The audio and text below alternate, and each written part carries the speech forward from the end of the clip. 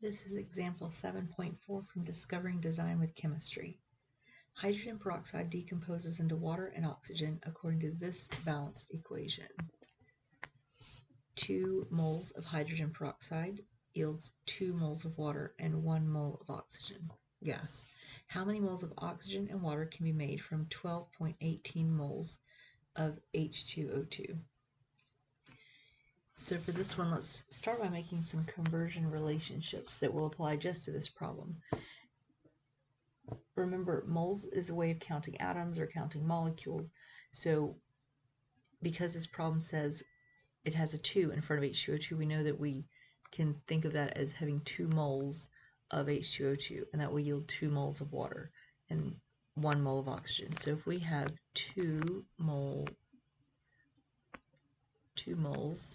H2O2 that we're starting with, we're going to get 2 moles of H2O. And if we start with 2 moles of H2O2, we're going to get 1 mole of oxygen gas. And we can use these conversion relationships to figure out certain things. So they told us that we have 12.18 moles of that, and they want to know how many moles of oxygen, how many moles of water. We're going to use the conversion relationship, but you can probably see that you have the same number here and here, which means if you start with 12.18 moles of H2O2, you're going to have that same number of moles of H2O. But still, let's use our conversion relationships. Actually, let me change to a different color. All right, so we'll use this color for the water. So 12.18 moles of H2O2, and we're going to use a conversion relationship. So we want the moles of H2O2 to be on the bottom and the moles of H2O to be on the top. Well, in this case, those happen to both be 2. So 2 and 2. This cancels out. And in fact, so does the 2. The 2 will cancel out and become a 1. So we're really just multiplying it by 1. So we end up with the same number, 12.18 moles of water.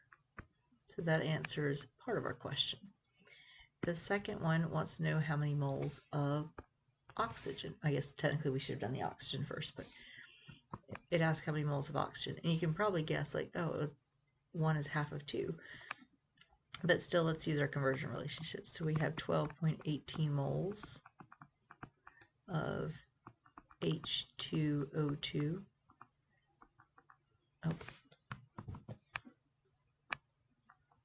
we're going to multiply that by our conversion relationship here.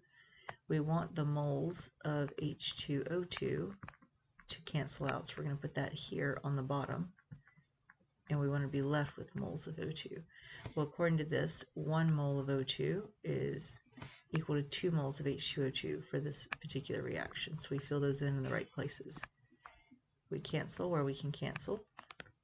And then you probably can do this one in your head, but let's go ahead and do a calculator for everyone's benefit. So 12.18 divided by 2. Now, you might be tempted just to write 6.09, which sounds right, but this has 4 significant figures, and this number right here, it's just a conversion relationship. Those are exact numbers, so only the 12.18 counts. So we need our answer to also have 4 significant figures.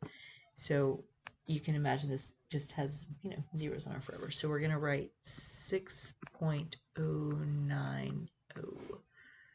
So that's our answer, moles of O2. So that way we still have 4 significant figures in our answer, just like we started with in our problem.